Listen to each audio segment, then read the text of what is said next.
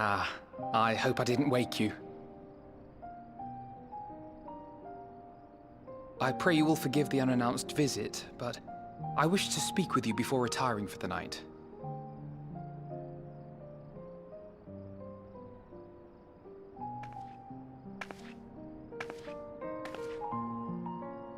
About Garlemald, and the time we spent with the people of Tertium. Dangerous though it was, I'm glad we had the opportunity to treat with Eulus and Quintus. I was worried what might happen after we were collared. If they attempted to restrain you too. If they succeeded. Once more, I put you in harm's way, and for that I must apologize. Or rather, I should thank you for trusting in me time and time again. After all our journeys together, I dare say I've used every expression imaginable to convey to you my gratitude. Nevertheless, I hope these words of mine still carry some small weight. Tomorrow, our fight continues. Mayhap it would have been better to seek you out after we have true cause for celebration. But having mustered the courage to stand up to Father and achieve a personal victory of sorts, I wanted to carry on in that spirit before my nerves got the better of me. The hour grows late, and you doubtless tire of my ramblings. I have a letter for Orenvold to finish, but we'll be off to bed shortly. Sleep well.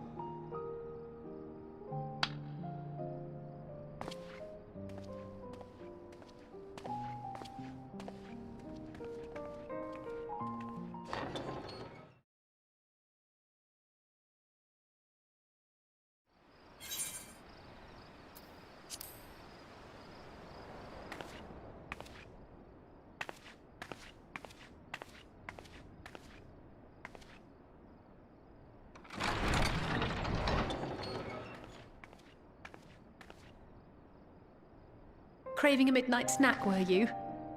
I did consider bringing a few sweets, but decided this wasn't an appropriate occasion.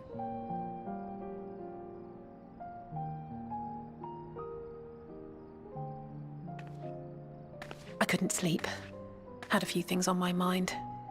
I know it's late, so I'll try not to talk your ear off. It's Xenos.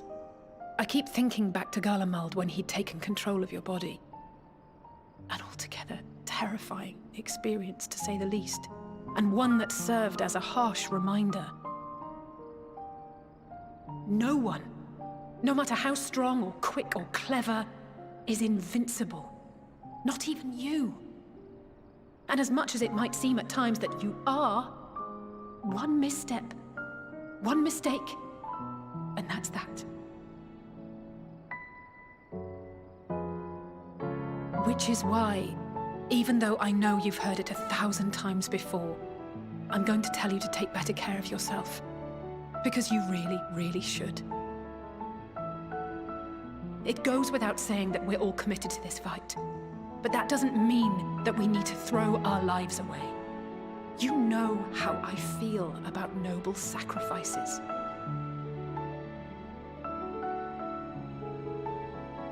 Right, that's settled. We'll be keeping the acts of gratuitous bravado to a minimum. When I looked Father in the eye and swore we'd find a way to avert this tragedy,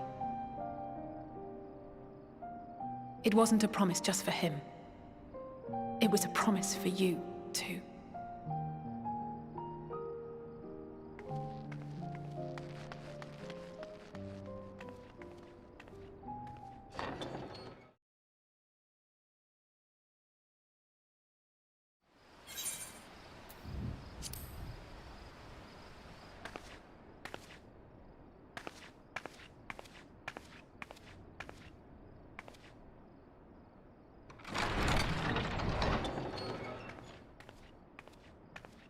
Evening. I hoped you hadn't crawled beneath the covers just yet. If you'll indulge me for a moment, I have a favor to ask.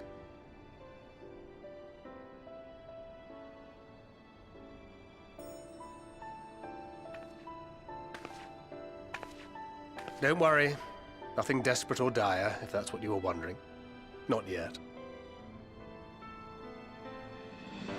You know, we may have quite literally entered our final days. The ancients went so far as to call it that for a reason. If so, then everything we did for Reen, for the first, will have been meaningless. And I can't accept that. I just can't.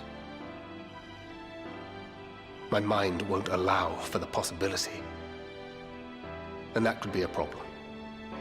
When we're in the thick of it, I don't know if I've got it in me to be pragmatic this time. To run, even if running's the right choice. The only choice. So if you see me turning a blind eye to the harsh reality, beat some sense into me, would you? I trust you and the other Scions with my life. And I'd like to think the feeling is at least occasionally mutual. And I never forgive myself if my stubbornness put them in danger. Gods, listen to me. Beginning to sound like the father I never had. So, can I count on you to keep me in line? I can think of no one else more eminently qualified.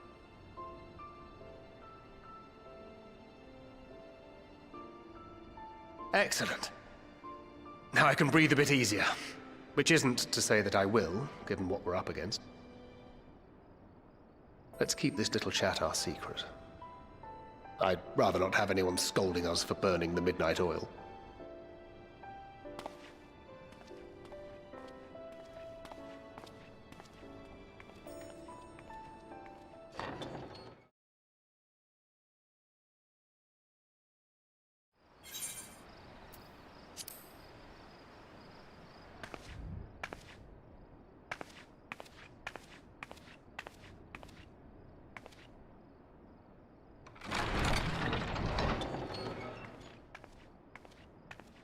You're still awake. Good. Might I trouble you to stand still for a moment?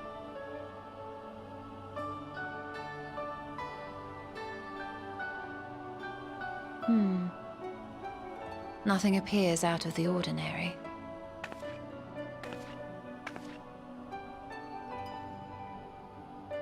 A precautionary measure.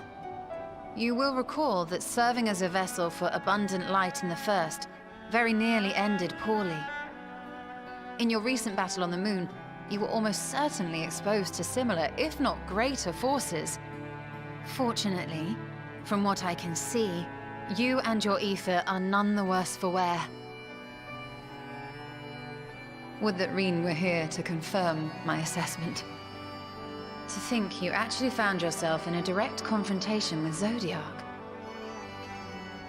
As if Xenos gallivanting about in your body was not misfortune enough. Did you so grossly offend every single deity in a past life that they saw fit to place a curse upon your soul?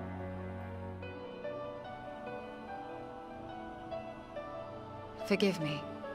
That was in poor taste. I recall vividly how battered and broken it was in the depths of Amarant. Would that you could have seen it with your own eyes. Mayhap then you would understand why the greater part of me is glad you did not. It was a horror beyond description. Promise me you will be careful, that you will seek my counsel if you feel unwell. That puts my heart at ease, if only a touch. I suspect it will grow colder as the night wears on, so do be sure to stay warm. Sleep well, and may the shadows keep you.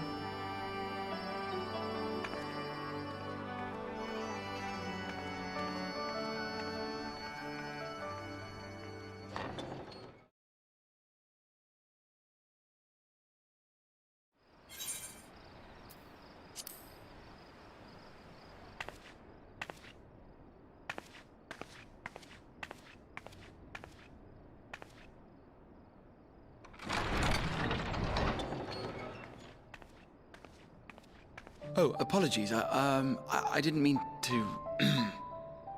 If you could spare a moment before bed. Thank you. I fear this may be the last quiet night we have to talk for quite some time.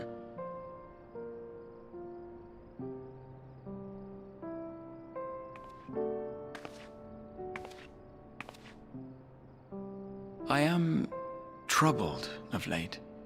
Unwarranted concerns, perhaps. I hope. Nevertheless, I feel compelled to share them with you. Though you have bested your enemies thus far, Xenos and even Zodiac, your victories have come at a considerable cost to yourself. No one is without their limits, and you are no exception. I worry the added weight of the final days will prove more than you can bear. It is surely too much for any one woman. But you needn't bear it alone. Let me share your burden. My, carrying capacity pales in comparison to yours, but I could still help. Shoulder the occasional satchel from your ever-growing mountain of, baggage. You have already done so much to help relieve me of mine own encumbrances. 'Tis only fair that I repay you in kind. Of course, it needn't be only troubles we share. Moments of joy may seem few and far between now, but there will come a time when we look back fondly on this journey. The inquiry at the Forum, our march through the snows of Garlemald, our impromptu dinner in this very room. All of it. And that is to say nothing of the journeys yet to come. To the ends of the world and beyond.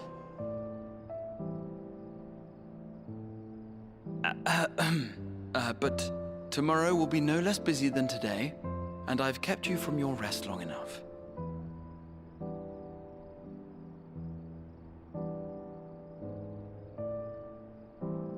Sleep well, my friend.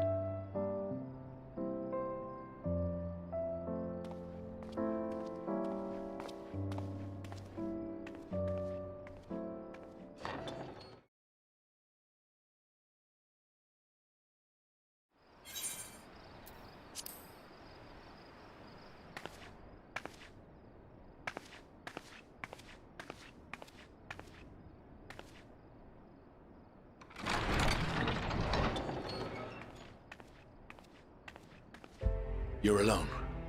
Good. The twins thought now would be a wonderful time to pay a visit to my chambers.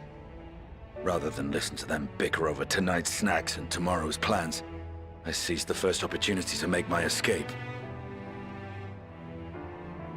To their credit, they decided against intruding on your peace and quiet.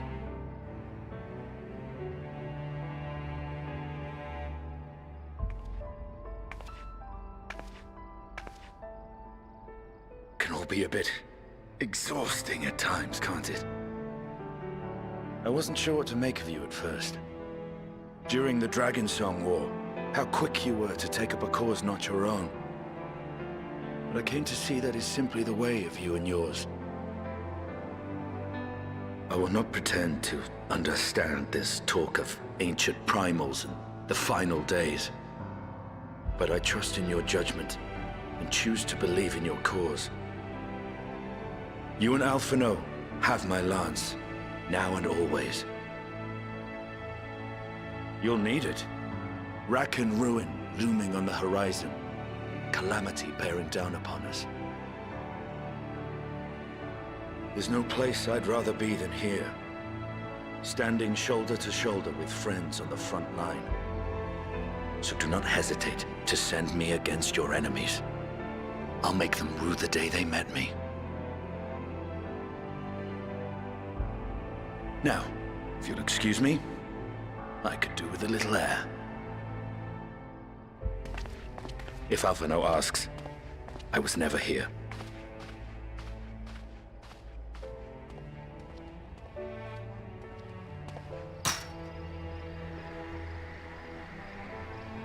Until the morrow.